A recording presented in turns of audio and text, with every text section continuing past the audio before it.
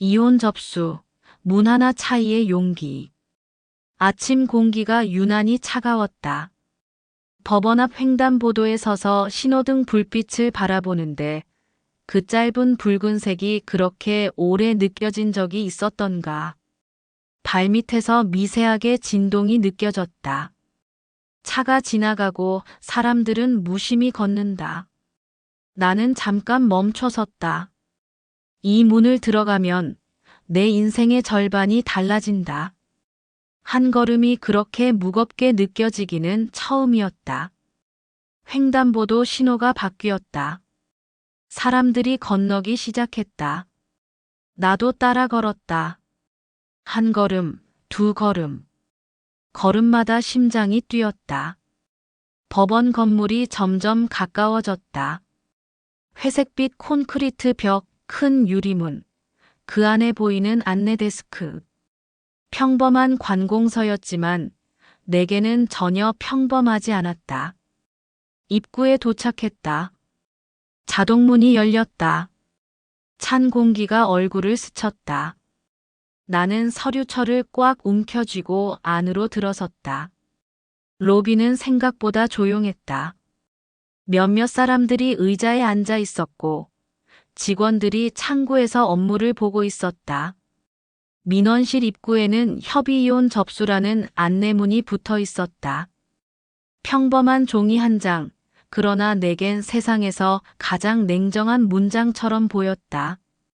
서류철을 품에 안고 천천히 들어섰다. 발걸음 하나하나가 무거웠다. 마치 물속을 걷는 것 같았다. 안내 데스크로 갔다. 젊은 여직원이 미소를 지으며 물었다. 어떤 일로 오셨어요? 목소리는 따뜻했지만 행정적인 톤이었다. 나는 잠깐 머뭇거리다가 입을 열었다. 이혼 접수하려고요. 내 목소리가 작게 떨렸다. 스스로도 놀랄 만큼 떨렸다. 여직원은 고개를 끄덕이며 물었다. 두 분이 같이 오셨나요? 아니요. 남편은 아직 몰라요. 그 말을 하고 나니 부끄러웠다. 40년을 함께 산 사람이 내가 법원에 오는 것도 모른다는 게. 여직원은 이해한다는 표정으로 설명했다. 그럼 협의 이혼은 어렵고 재판 이혼 절차로 가셔야 해요. 우선 상담 접수만 가능하고 이후에 소송 절차로 넘어갑니다. 3층 가정법원 상담실로 가시면 자세히 안내받으실 수 있어요. 재판이혼. 그 단어가 마음을 무겁게 했다. 협의는 서로 합의하는 거고 재판은 법으로 판단받는 거다. 나는 남편과 합의할 수 없다는 걸 이미 알고 있었다. 40년간 대화가 안 되던 사람과 이혼을 합의한다는 건 불가능했다. 감사합니다. 나는 짧게 인사하고 엘리베이터로 향했다. 3층 버튼을 눌렀다. 엘리베이터가 천천히 올라갔다. 그 짧은 시간 동안 나는 생각했다. 직원의 말은 친절했지만 내 심장은 빠르게 뛰었다. 나는 40년 동안 남편의 눈치를 보며 살았는데 이제는 국가의 절차를 마주하고 있었다. 눈물이 아닌 서류, 감정이 아닌 증거가 필요한 세계. 내 삶이 한 번도 법의 언어로 번역된 적이 없었는데 이제는 내 결혼이 그 언어 속으로 들어가야 한다. 3층에 도착했다. 복도는 길었다. 가정법원 상담실이라는 표지판이 보였다. 나는 천천히 걸었다. 복도 양쪽에는 의자가 놓여 있었고 중년 여성들이 앉아 있었다. 누군가는 변호사와 상담 중이고 누군가는 혼자 조용히 창밖을 바라보고 있었다. 그들의 얼굴을 보는 순간 나는 깨달았다. 나 혼자만이 아니구나. 이곳에는 나와 같은 사람들이 있다. 그들의 얼굴엔 눈물이 아니라 피로가, 절망이 아니라 결심이 있었다. 이곳은 실패의 공간이 아니라 다시 나를 찾는 대기실 같았다. 상담실 문을 열었다. 중년의 여성 상담사가 나를 맞이했다. 안녕하세요. 앉으세요. 따뜻한 목소리였다.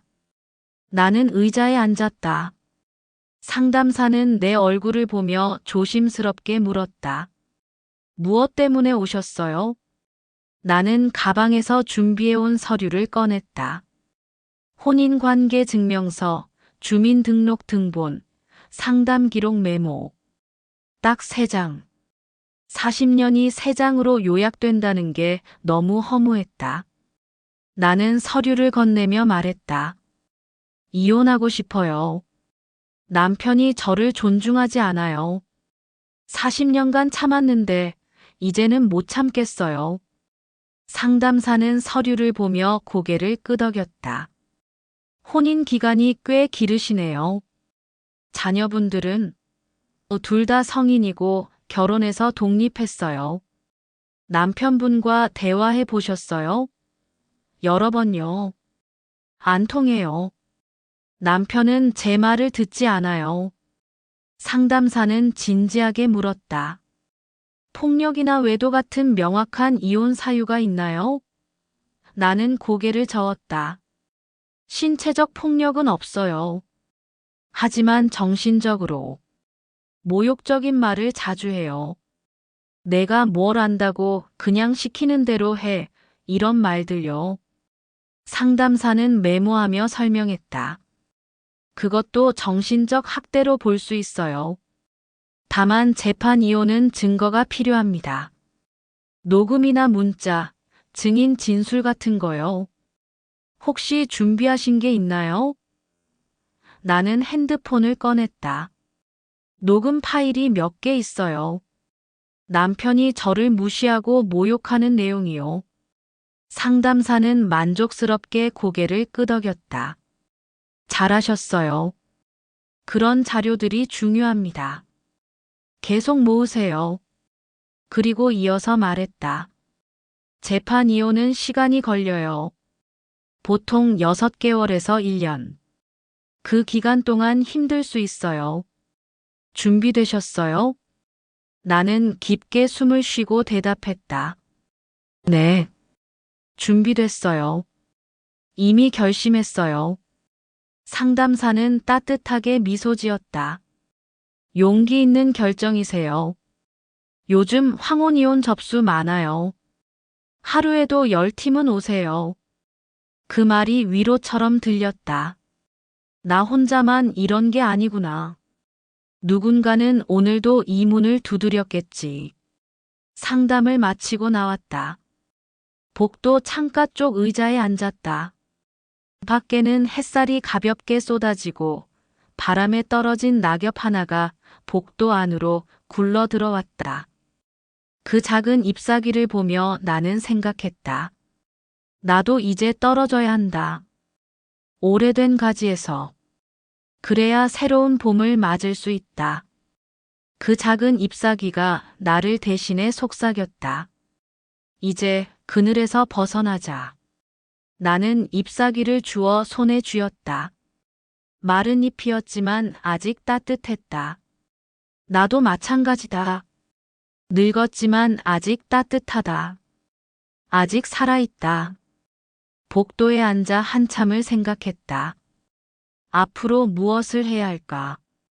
변호사를 정식으로 선임해야 한다. 재산 목록을 더 정확히 정리해야 한다. 증거를 더 모아야 한다. 그리고 남편에게 말해야 한다. 내가 법원에 갔다고. 이혼을 진행하겠다고. 핸드폰을 꺼내 시간을 확인했다. 오전 11시. 남편은 지금쯤 회사에 있을 것이다. 아니, 요즘은 퇴직 후라 집에 있거나 친구들을 만났을 것이다. 나는 오늘 저녁에 말해야겠다고 결심했다. 더 이상 미룰 수 없다. 법원을 나와 버스 정류장으로 걸었다. 거리는 평온했다. 사람들은 각자의 일상을 살고 있었다. 학생들은 학교에 가고, 직장인들은 일하러 가고, 아이 엄마들은 유모차를 밀고 있었다. 모두가 평범한 하루를 살고 있는데 나만 인생의 큰 결정을 내리고 왔다. 버스가 왔다. 나는 뒷자리에 앉았다. 집으로 돌아오는 버스 안, 창밖을 보며 생각했다. 사람들은 말한다. 그 나이에 왜 이혼을 해요? 그냥 참고 살지. 하지만 그 말의 진짜 뜻은 이렇다. 여자는 늙으면 참아야지. 나는 그 오래된 통념을 향해 조용히 미소 지었다. 이제는 참는 게 미덕이 아니라 자기를 포기하는 일이라는 걸 알았다. 나이가 많다고 참아야 한다는 건 말도 안 된다. 오히려 나이가 많을수록 남은 시간이 소중하다. 그 시간을 불행하게 보낼 수는 없다. 버스 손잡이를 잡은 손끝이 차가웠지만 마음은 이상하게 뜨거웠다. 두렵지만 설렜다. 무섭지만 기대됐다. 이게 진짜 삶이구나. 내가 선택하는 삶. 집에 도착했다. 현관문을 열었다. 남편은 거실에서 TV를 보고 있었다. 왔어? 남편이 무심하게 물었다. 네. 나는 짧게 대답하고 부엌으로 갔다. 아직은 말하지 않았다. 저녁 때 말하리라. 점심을 준비하며 나는 창밖을 보았다. 햇살이 부엌 창문으로 들어왔다. 따뜻했다. 나는 속으로 중얼거렸다. 곧 끝난다. 이 일상도, 이 집도, 이 침묵도. 그리고 새로운 시작이 온다. 오후 내내 나는 집안일을 했다. 평소처럼. 하지만 마음은 평소와 달랐다. 모든 게 마지막처럼 느껴졌다. 설거지를 하면서, 빨래를 개면서, 청소를 하면서 생각했다. 이 일들을 40년 했구나. 이제는 내가 원할 때만 하면 된다. 저녁 시간이 다가왔다. 나는 저녁을 차렸다. 마지막 만찬은 아니지만 중요한 대화 전의 식사였다. 밥, 국, 김치, 나물. 평범한 저녁상이었다. 저녁 먹어요. 내가 말했다. 남편이 식탁에 앉았다. 식사가 시작됐다. 침묵이 흘렀다. 40년간 익숙한 침묵이었다. 하지만 오늘은 그 침묵을 깨야 했다. 저, 오늘 법원 다녀왔어요. 나는 조심스럽게 말을 꺼냈다. 남편이 숟가락을 들다 멈췄다. 법원? 왜? 이혼 상담 받으러요. 남편의 얼굴이 굳었다. 뭐? 이혼하고 싶어요. 더 이상 이렇게 못 살겠어요. 남편이 황당하다는 표정을 지었다. 갑자기 무슨 소리야? 미쳤어? 갑자기가 아니에요. 40년 동안 생각해왔어요. 이제 결심했어요. 나는 담담하게 말했다. 남편이 화를 냈다. 나이 들어서 이혼을 해? 웃기지 마. 어디 가서 뭘 하고 살래? 제 인생이에요. 제가 선택할 거예요. 나는 더 이상 물러서지 않았다. 남편이 비웃었다. 내가 뭘 할 수 있다고. 돈도 없는 주제에. 그 말에 화가 났지만 나는 참았다. 재산 분할 받으면 충분히 살 수 있어요. 변호사한테 확인했어요. 남편의 얼굴이 붉어졌다. 재산 분할? 내가 번 돈인데. 우리가 함께 만든 거예요. 제가 40년간 집안일 하는 동안 당신이 돈 벌 수 있었어요. 그러니 절반은 제 거예요. 남편은 할 말이 없는 듯 입을 다물었다. 그리고 일어나 방으로 들어갔다. 문을 쾅 닫는 소리가 들렸다. 나는 식탁에 혼자 앉아 있었다. 떨렸다. 하지만 후회하지 않았다. 드디어 말했다. 40년 만에 내 마음을 말했다. 그날 밤 나는 노트를 꺼내 적었다. 이혼 신청 첫날. 무섭지만 후회는 없다. 오늘 나는 40년 만에 내 이름으로 문서를 제출했다. 그리고 남편에게 말했다. 이제 돌아갈 수 없다. 아니, 돌아가지 않을 것이다. 그 글씨는 삐뚤었지만 내가 살아온 어떤 날보다 곱게 서 있었다. 나는 펜을 내려놓고 창밖을 보았다. 밤하늘에 별이 빛나고 있었다. 나도 저 별처럼 빛나고 싶다. 혼자서도. 이제부터 현실이었다. 이혼 접수 다음 날 아침이 이상하게 조용했다. 남편은 말없이 신문을 넘기고 나는 습관처럼 밥을 차렸다. 숟가락이 그릇에 닿는 소리만 들렸다. 40년 동안 익숙했던 장면이었지만 오늘은 달랐다. 이제 이 풍경도 얼마 남지 않았다. 식탁에 국그릇을 놓으며 나는 남편의 얼굴을 보았다. 주름이 깊어진 얼굴, 희끗희끗한 머리카락, 안경 너머로 보이는 무표정한 눈. 한때는 설레었던 얼굴이었는데 지금은 그냥 낯선 사람 같았다. 40년을 함께 살았는데 어쩌면 이렇게 낯설까? 남편이 물었다. 언제 판결 나와? 목소리는 건조했다. 날씨를 묻는 것처럼. 나는 조용히 대답했다. 협의 이혼은 확인 기간 지나야 해요. 법원에서 2번 나오라네요. 남편은 고개를 끄덕이며 신문을 다시 들었다. 대화는 거기서 끝났다. 이혼 이야기가 오간다는 건 이미 서로의 마음이 끝났다는 뜻이었다. 남은 건 절차뿐이었다. 서류에 도장 찍고 법원에 가고 재산 나누고 각자의 길을 가는 것. 40년의 결혼이 이렇게 행정 절차로 정리된다는 게 허무했지만 동시에 명확했다. 설거지를 하며 문득 생각했다. 이제 이혼녀라는 단어가 나를 따라다니겠지. 사회는 이혼한 남자보다 이혼한 여자를 훨씬 차갑게 대했다. 동네 사람들은 수군거릴 것이다.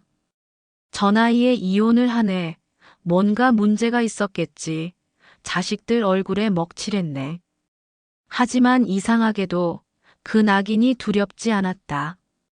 오히려 자유의 표식처럼 느껴졌다. 이제 나는 누구의 소유도 아니야. 그 말을 머릿속으로 반복했다. 누구의 아내도 누구의 며느리도 아닌 그냥 나. 온전한 나. 그릇을 닦으며 나는 창밖을 보았다. 가을 햇살이 부엌 창문으로 들어왔다. 따뜻했다. 이혼 절차는 차갑지만 햇살은 여전히 따뜻하다.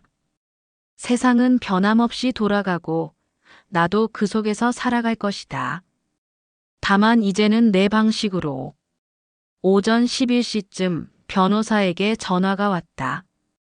핸드폰이 울렸을 때 나는 베란다에서 빨래를 널고 있었다. 손을 닦고 전화를 받았다. 여보세요? 네, 고객님. 어제 접수 잘하셨죠? 그런데 말씀드릴 게 있어서요. 변호사의 목소리는 진지했다. 나는 긴장했다. 네, 말씀하세요. 남편분께 협의 이혼 의사를 확인차 연락드렸는데요. 협의서 내용에 동의 안 하신다고 하시네요. 특히 재산분할 비율에 대해서요. 나는 잠시 멈칫했다. 예상했지만 막상 듣고 나니 답답했다. 그럼 어떻게 해야 하죠? 나는 조심스럽게 물었다. 변호사가 설명했다. 그럴 경우 재판 이혼으로 넘어갈 수 있어요. 다만 시간이 좀 걸립니다. 얼마나요? 내가 물었다. 보통 6개월에서 1년. 하지만 증거가 확실하면 더 빠를 수도 있어요. 제가 말씀드린 녹음 파일이랑 증거 자료 계속 모으세요. 모욕적인 발언, 무시하는 태도 다 기록하시고요. 나는 깊게 숨을 쉬었다. 이제부터가 진짜 시작이구나. 협의가 안 되면 싸워야 한다. 법정에서 서류로 증거로. 40년을 함께 산 사람과 이제는 적처럼 맞서야 한다. 슬프지만 어쩔 수 없었다. 알겠습니다. 계속 모을게요. 나는 단호하게 대답했다. 변호사가 덧붙였다. 그리고 재산 목록도 정확히 정리해 주세요. 예금, 부동산, 퇴직금, 연금까지. 남편분 명의든 공동 명의든 다 포함해서요. 가능하면 사진도 찍어 두시고요. 전화를 끊고 노트를 폈다. 거실 소파에 앉아 펜을 들었다. 세 페이지를 넘겨 제목을 적었다. 이혼 준비 일지 2일차. 남편 협의 불응 특히 재산 분할 비율 문제. 재판 이혼 검토 필요. 변호사 비용 견적 확인. 추가 증거 확보 계획. 재산 목록 정리 시작. 펜 끝이 종이를 긁는 소리가 유난히 크게 들렸다. 마음은 무겁지만 손끝은 단단했다. 이제는 감정이 아니라 계획으로 움직여야 했다. 울고 싶어도 울 시간이 없었다. 준비해야 했다. 치밀하게. 점심 무렵 친구 혜정에게서 전화가 왔다. 야, 어제 법원 다녀왔다며? 남편 반응은 어때? 혜정의 목소리는 걱정스러웠다. 나는 한숨을 쉬며 대답했다. 협의 안 한대. 재산 분할 비율이 마음에 안 든대. 그럴 줄 알았어. 자존심 세우는 거지 뭐. 혜정이 말했다. 남자들은 다 그래. 자기가 번 돈이라고 생각하니까. 아내가 40년간 뭘 했는지는 안 보이는 거지. 나는 쓴웃음을 지었다. 맞아. 근데 이젠 상관없어. 재판 이혼으로 가도 돼. 내가 무너지지 않는 게 중요해. 혜정이 한마디 덧붙였다. 그래, 이혼은 끝이 아니야. 새로운 인생의 회계정산이야. 손익계산서 작성하는 거지. 40년간 투자한 거 이제 회수하는 거야. 그 말이 묘하게 위로가 됐다. 회계정산. 맞다. 이건 실패가 아니라 정산이다. 그나저나 너 괜찮아? 많이 힘들지 않아? 혜정이 다시 물었다. 힘들지. 근데 견딜만해. 오히려 뭔가 하고 있다는 게 좋아. 40년간 가만히 참기만 했는데 이제는 움직이잖아. 그게 좋아. 너 정말 달라졌다. 혜정이 감탄하듯 말했다. 예전 같았으면 울면서 포기했을 텐데. 나는 웃으며 대답했다. 그만큼 한계였나 봐. 이제는 정말 못 참겠더라. 나도 나를 위해 살고 싶어. 오후엔 은행에 들렀다. 통장을 새로 만들었다. 직원은 내 이름을 확인하고 미소 지었다. 통장 이름 정하실래요? 나는 잠깐 생각하다가 말했다. 네. 나의 자유 이렇게요. 직원이 웃으며 입력했다. 좋은 이름이네요. 통장을 받아들며 직원이 말했다. 서명해 주세요. 이제 이 통장은 고객님 단독 명의입니다. 그 말이 귀에 오래 남았다. 단독 명의. 평생 남편의 이름 뒤에 가려 살았던 내 이름이 이제 비로소 서류의 주인공이 됐다. 나는 서명란에 또박또박 이름을 썼다. 떨리지 않았다. 오히려 당당했다. 은행을 나와 걸으며 나는 통장을 가방에 넣었다. 작은 통장 한 권이지만 내겐 자유의 증표였다. 이제 이 통장에 돈을 모을 것이다. 조금씩이라도. 그리고 언젠가 그 돈으로 내 집을 얻을 것이다. 집으로 돌아오는 길, 카페 창가에 앉은 커플이 눈에 들어왔다. 젊은 커플이었다. 여자는 웃었고 남자는 그 웃음을 바라봤다. 다정해 보였다. 나도 한때 그랬다. 결혼 초반엔 남편도 내 말을 들어줬다. 내 웃음을 봐줬다. 하지만 이제는 안다. 사랑보다 더 중요한 건 존중이라는 걸. 사랑이 식으면 슬프지만 존중이 사라지면 사람이 무너진다. 사랑은 감정이지만 존중은 태도다. 감정은 변해도 태도는 지켜야 한다. 그게 관계를 지키는 최소한이다. 저녁이 되어 남편이 말했다. 이혼하면 집은 어떻게 되는 거야? 거실에서 TV를 보다가 갑자기 물었다. 나는 부엌에서 설거지를 하고 있었다. 손을 닦고 거실로 나가 담담히 대답했다. 법적으로 반은 제 거예요. 절차 따라 정리하죠. 남편이 미간을 찌푸렸다. 이 집은 내 이름으로 돼 있어. 혼인 중에 산 거니까 공동 재산이에요. 명의가 누구든 상관없대요. 변호사한테 확인했어요.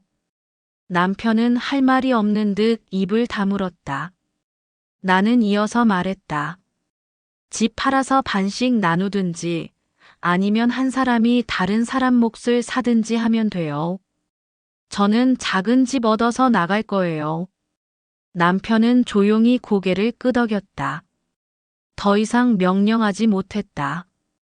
이제 그는 내 결정을 받아들여야 했다.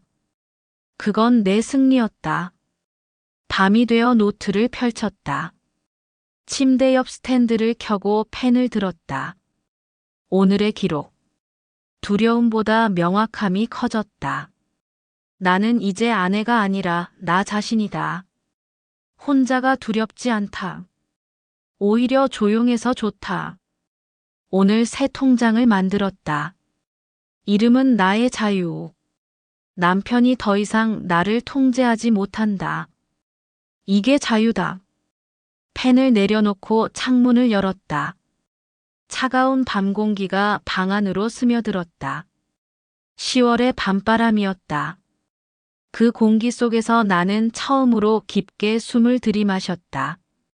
그래, 이게 진짜 숨이구나. 이제 숨막히던 결혼 생활은 끝났다. 내 인생이 다시 호흡하기 시작했다. 폐 속 깊이 공기가 들어왔다. 차갑지만 상쾌했다. 살아있다는 느낌이었다. 창밖을 보니 별이 보였다. 가을밤 하늘은 맑았다. 별들이 반짝였다.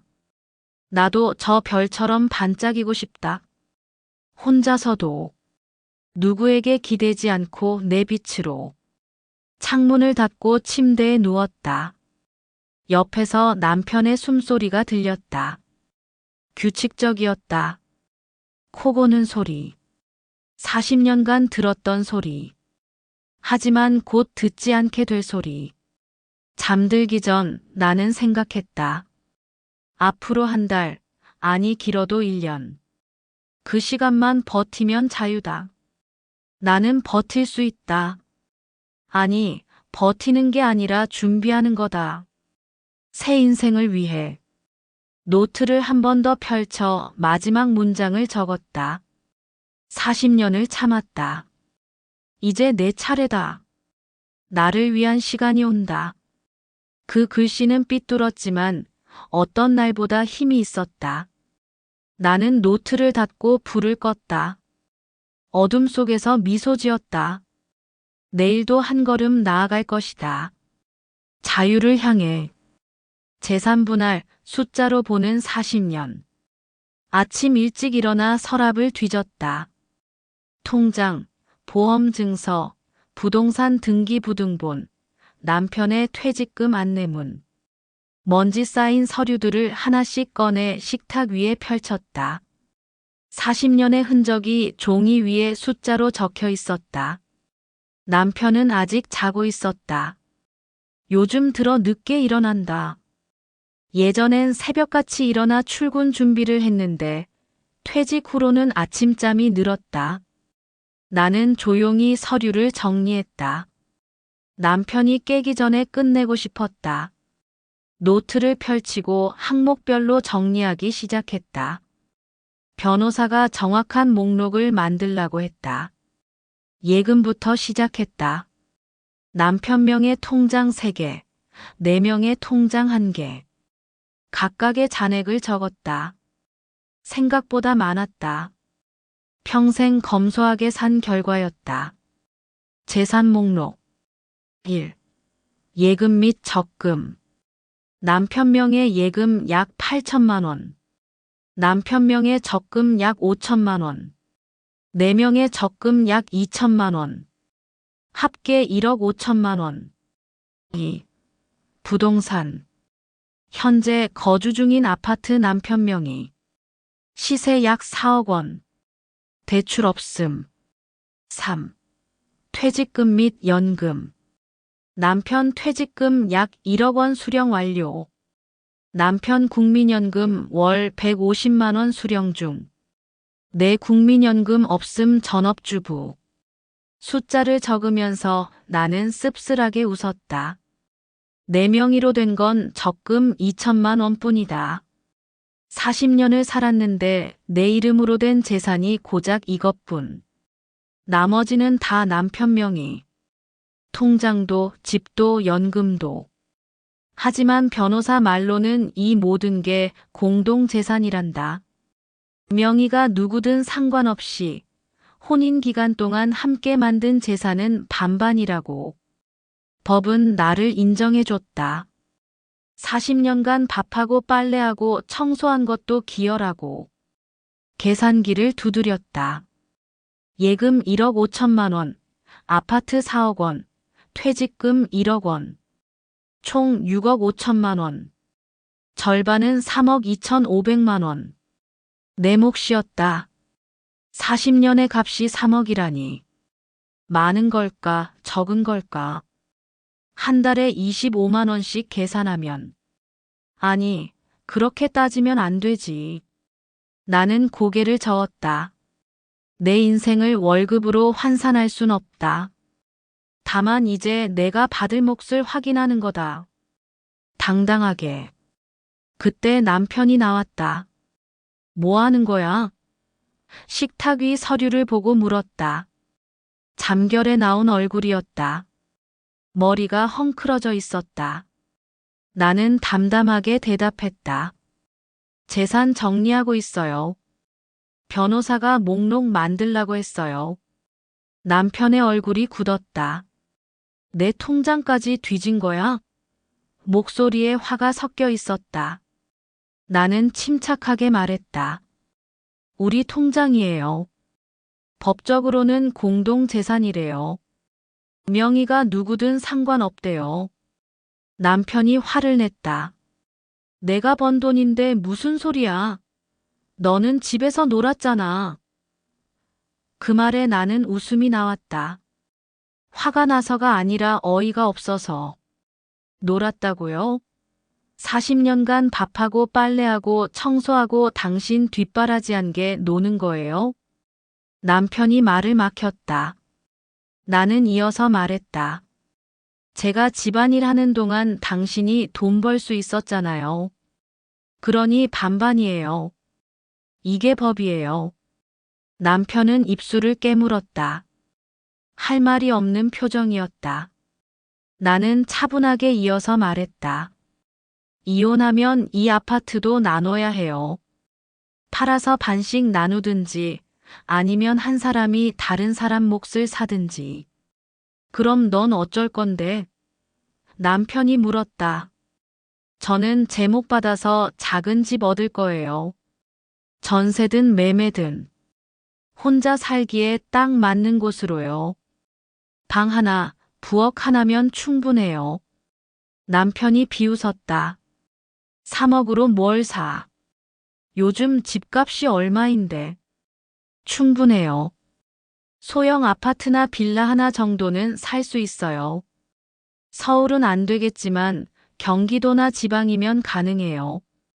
조용한 곳으로요. 나는 이미 알아봤다. 인터넷으로 매물을 검색했다. 2억 후반대 아파트가 제법 있었다. 남편은 더 이상 말하지 않고 방으로 들어갔다. 문을 쾅 닫는 소리가 들렸다. 나는 다시 서류를 정리했다. 손이 떨렸지만 멈추지 않았다. 이게 내 몫이다. 40년의 대가다. 정당한 몫이다.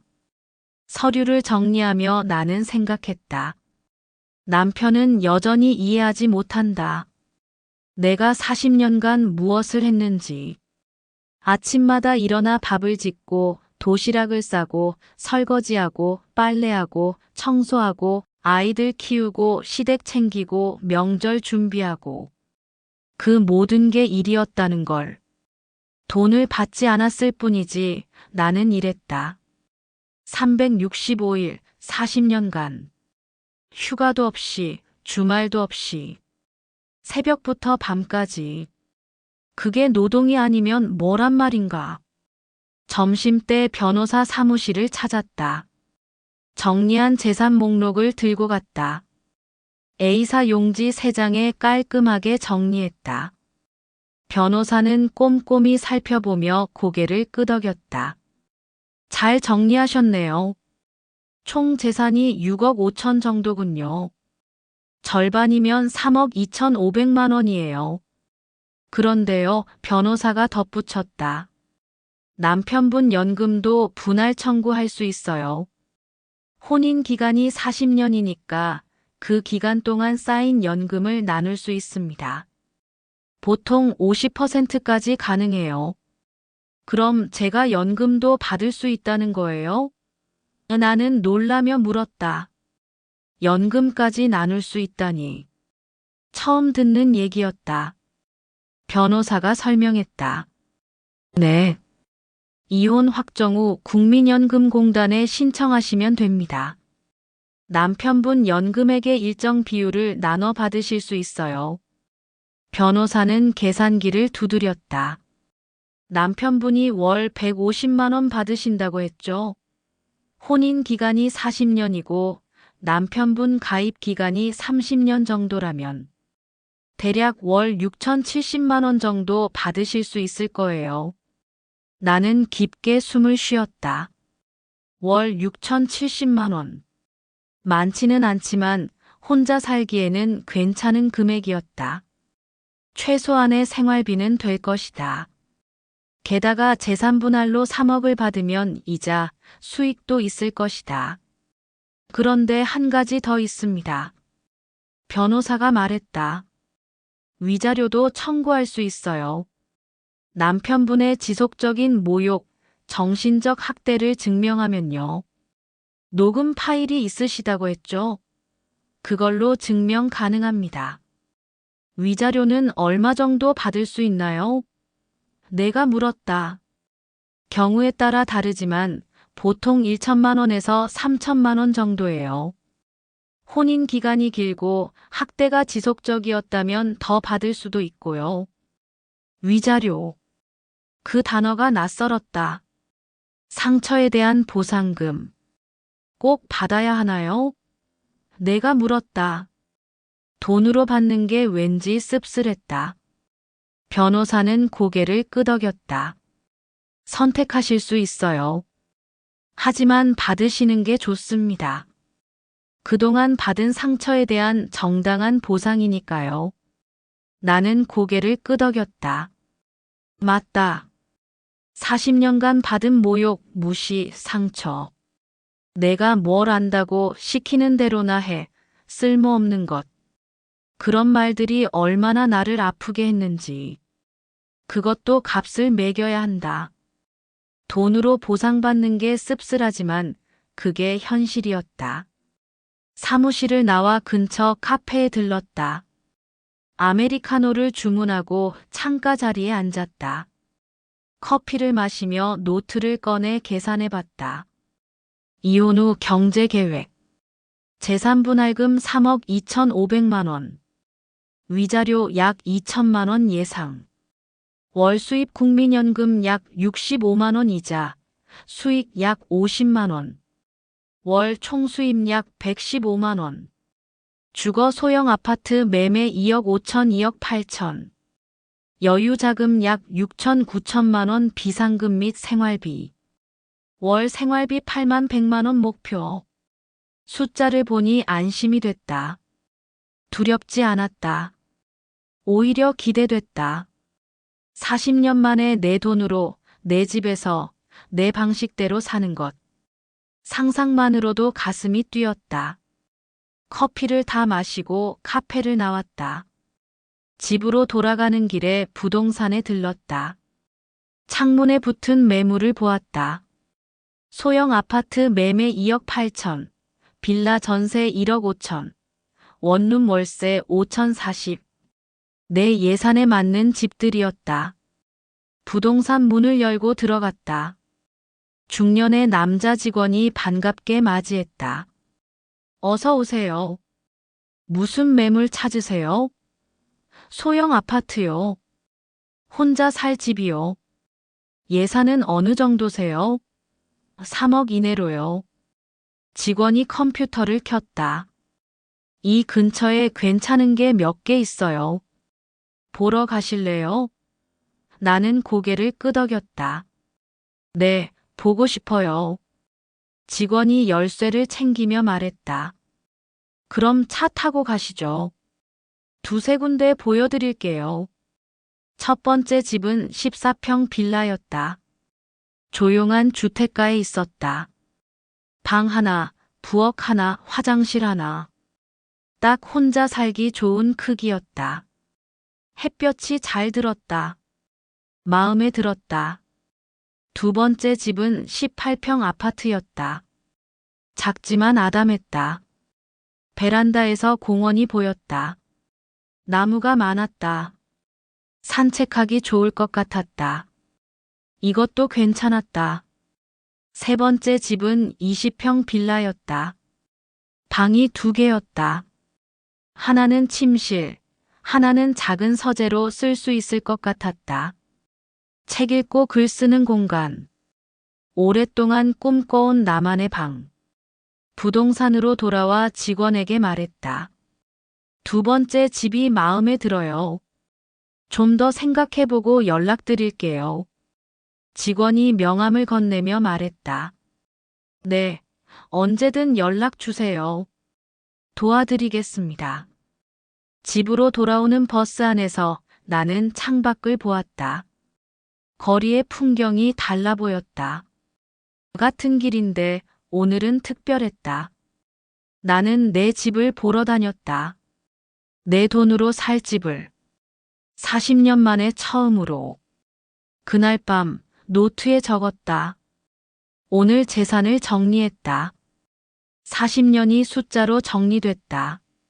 씁쓸하지만 명확하다. 나는 충분히 받을 자격이 있다. 그리고 충분히 잘 살 수 있다. 오늘 집도 보러 다녔다. 내 집, 내 공간.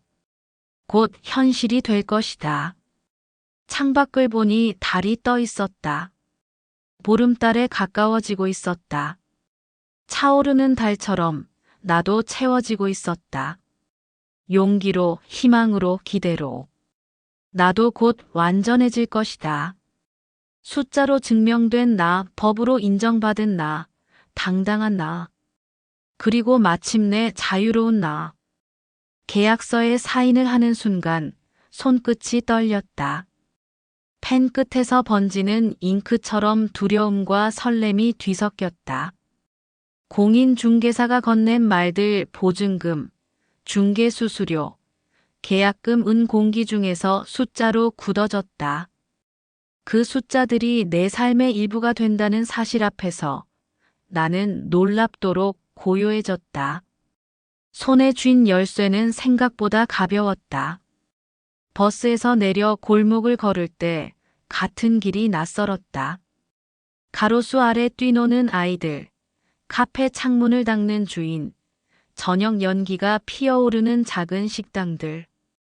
그 모든 것이 저마다의 리듬으로 흘러가고 있었다. 나는 그 리듬 속에 나의 작은 방 한 칸을 새로 끼워 넣었다. 이삿날 아르바이트 청년들이 박수를 나르며 집은 소란스러워졌다. 나는 한 상자씩 열며 과거를 꺼냈다. 손때 묻은 도시락통, 남편이 선물한 머그컵, 오래된 앞치마. 물건들을 내려놓을 때마다 기억이 소환되었지만 이상하게 가벼웠다. 슬픔인지 해방감인지 구분할 수 없는 그 감정 속에서 단 하나 분명한 것이 있었다. 이 집의 공기는 내가 허락한 만큼만 차오른다. 저녁 첫 식사는 간단했다. 즉석밥 하나, 김치 한 종지, 달걀말이. 작은 식탁 위에 한 끼가 얼마나 풍요로운지 새삼 알았다. TV를 켤 필요도, 누군가의 눈치를 볼 필요도 없었다. 숟가락을 들며 나는 속으로 중얼거렸다. 괜찮다. 나는 해낼 수 있다. 다음 날은 관공서와 은행을 오가느라 바빴다. 변호사에게서 받은 서류를 챙겨 국민연금공단 창구에 섰을 때 담당자는 서류를 꼼꼼히 살피며 말했다. 심사에 시간이 걸립니다. 하지만 가능성은 높습니다. 창구를 나설 때 가슴속에 묵직한 희망이 자리했다. 법 앞에서 내 권리가 인정받는다는 느낌. 그것은 단순한 절차가 아니었다. 보이지 않던 내가 서류 위에 기록되는 순간이었다. 오후엔 변호사 사무실에서 전화가 왔다. 재산분할 잠정합의 소식. 수화기 너머로 들려오는 숫자들이 목구멍을 뜨겁게 했다.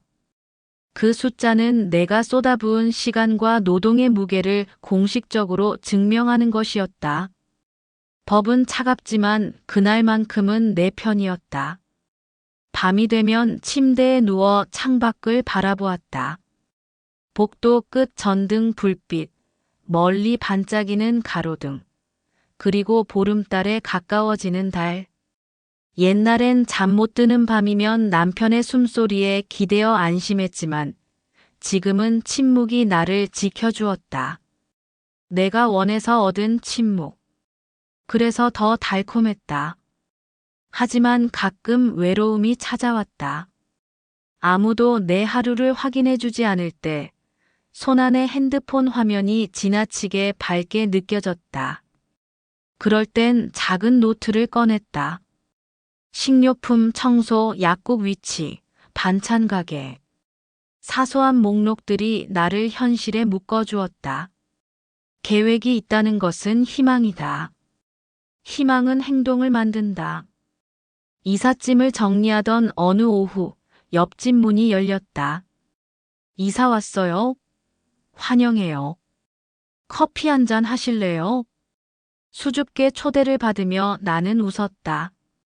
혼자 사는 집이라는 말이 더 이상 쓸쓸한 수식어가 아니게 됐다. 작은 인사, 따뜻한 손길. 그것이 나를 고립이 아닌 연결로 이끌었다. 우리는 서로의 삶에 살짝 스며들었다. 그날 밤 나는 노트에 몇 줄을 적었다. 오늘 조금 더 완전해졌다. 숫자가 내 편이 되었다. 내 공간이 내 손으로 정리되고 있다. 글씨는 삐뚤했지만 의미는 곧았다. 창밖을 보니 달은 여전히 차오르고 있었다. 보름달에 가까운 빛이 창문을 타고 들어와 식탁 위에 내려앉았다. 달빛 아래 내 손이 반짝였다. 가끔 남편과의 기억이 파도처럼 밀려온다. 웃음이 난 날도 눈물이 났던 날도 모든 것이 뒤섞여 흐른다. 하지만 그것들이 나를 정의하지는 않는다. 나는 그 기억들을 장식처럼 진열해 두고 필요한 것만 골라 쓰기로 했다. 지난 시간은 나의 일부지만 더 이상 나를 가두는 감옥은 아니다. 나는 이제 조금씩 나만의 리듬을 만들고 있다. 아침엔 느긋하게 차를 끓이고 낮엔 도서관에서 소설을 읽는다. 저녁이면 창가에 앉아 다가올 날들을 상상한다. 과하지 않은 상상. 현실적이고 구체적인 계획들. 이달 말엔 전기요금 자동이체를 설정해야지. 내년엔 작은 책장 하나 장만할까. 작은 결정을 내리며 나는 실용적인 어른으로서의 삶을 차근차근 쌓아간다. 창밖의 달은 여전히 차오른다.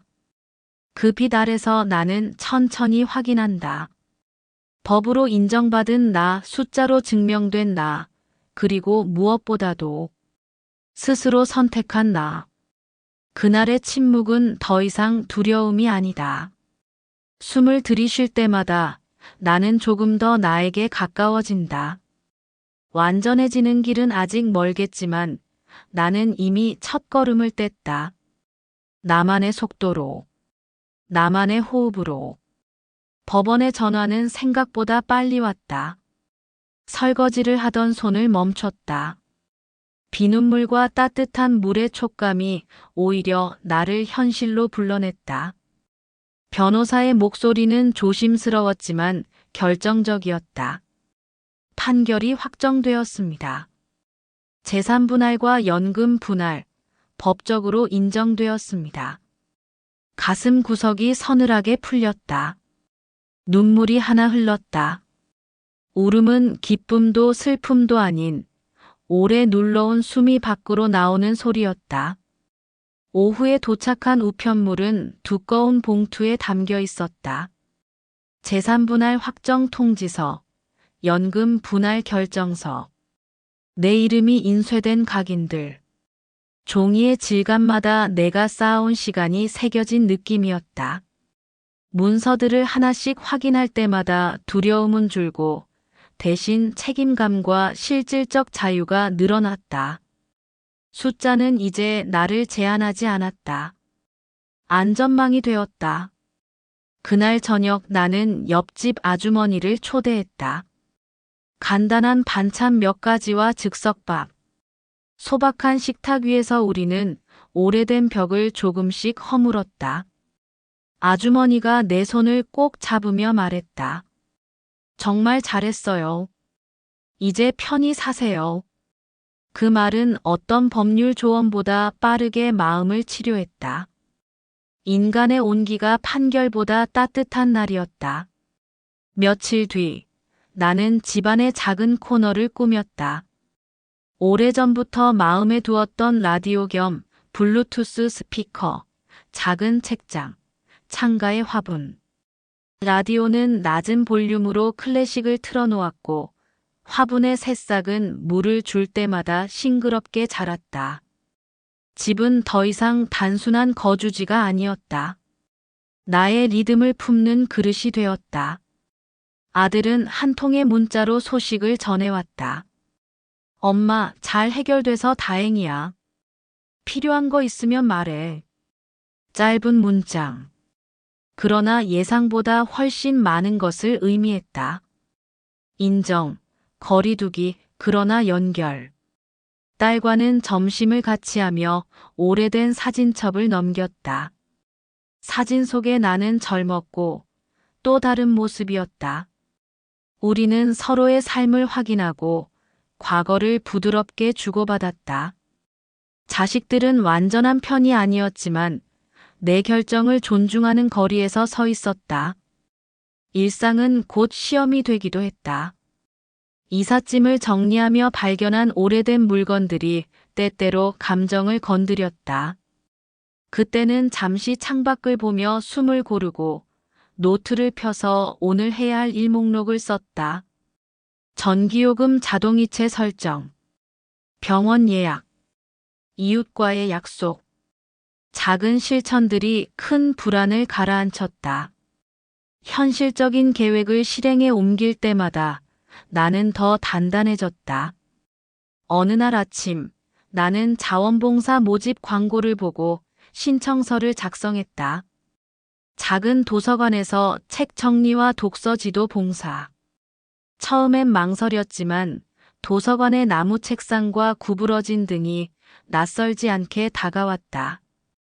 아이들과 함께하는 시간은 나를 유연하게 만들었다. 그들의 질문은 단순했고 그 단순함 속에서 나는 다시 배우고 웃었다. 법정에서 인정받은 권리는 나를 보호했고 이웃의 온기와 작은 실천들은 나를 다시 세웠다. 두 요소가 만나 나의 하루는 더 풍성해졌다. 밤이면 나는 노트에 그날의 작은 성취를 적었다. 책장 조립, 라디오 수리 완료, 아이들과 독서 활동. 평범한 일들에 적힌 색이 예전과 달랐다. 그것들은 이제 나의 선택으로 채워진 기록이었다. 물론 때로는 외로움이 밀려온다. 기억의 파도가 불시에 몰려오면 나는 창가에 서서 달빛을 보며 그 파도와 마주했다. 울컥하는 감정이 올라오면 일부러 손을 움직였다. 차를 끓이고 오래된 사진 한 장을 꺼내 테이블 위에 올려놓고 그것에 대해 조용히 말해보았다. 말하는 것만으로도 기억은 덜 무게를 가졌고 나는 한결 가벼워졌다. 마지막으로 나는 다시 법원으로 향했다. 이번에는 처음에 불안한 발걸음이 아닌 익숙해진 자신감으로. 판결문을 제출하고 행정 절차를 마친 뒤 나는 창밖으로 나왔다. 가을 공기가 상쾌하게 코끝을 스쳤다. 낮은 하늘과 멀리 보이는 나무들, 사람들의 평범한 걸음걸이가 오늘따라 선명하게 다가왔다. 나는 천천히 걸으며 생각했다. 이제 내 삶은 내가 설계할 수 있다는 사실이 무엇보다도 소중했다. 길모퉁이 작은 꽃집 앞에서 멈춰 섰다. 한 다발의 소박한 꽃을 샀다. 집으로 돌아와 탁자 위 꽃병에 꽂자 방 안 공기가 조금 달라졌다. 꽃은 유해한 말도 오래된 상처도 가리지 못하지만 그 존재만으로도 나는 누군가와 함께라는 느낌을 받았다. 그날 밤 노트에 나는 다시 적었다. 확정되었다. 그리고 앞으로는 나의 시간이다. 달빛은 여전히 창문을 통해 들어와 식탁 위를 은은하게 적셨다. 나는 펜을 덮고 창밖을 바라보며 천천히 숨을 들이마셨다. 첫걸음은 이미 떼어졌다, 소리 없이, 그러나 확고하게. 이제 그녀의 삶은 법으로도 스스로의 선택으로도 확인되었다. 작은 일상들로 차곡차곡 쌓아올린 새로운 리듬 속에서 그녀는 다시 숨쉬고 빛나기 시작했다. 첫걸음은 끝이 아니라 앞으로 나아갈 수 있는 시작이었다. 이 이야기가 마음에 드셨다면 구독과 좋아요 부탁드려요. 다음 이야기도 놓치지 않으려면 알림 설정을 해주시고 느낀 점이 있다면 댓글로 들려주세요. 여러분의 이야기가 다음 이야기를 만듭니다.